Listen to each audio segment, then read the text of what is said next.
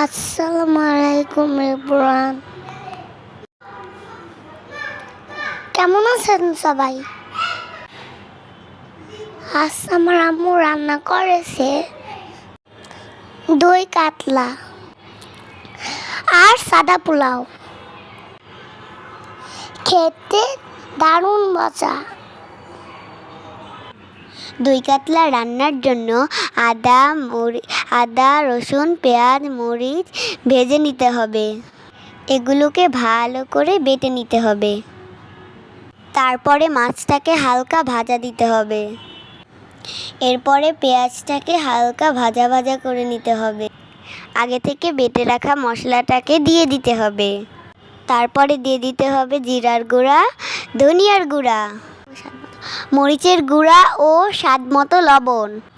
ভালো করে কষিয়ে টক দই, বাদাম বাটা, টমেটো সস দিয়ে দিতে হবে।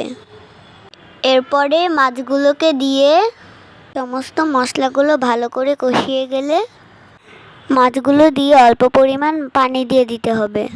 পানিটা শুকিয়ে গেলে হয়ে গেল আমাদের দই কাতলা।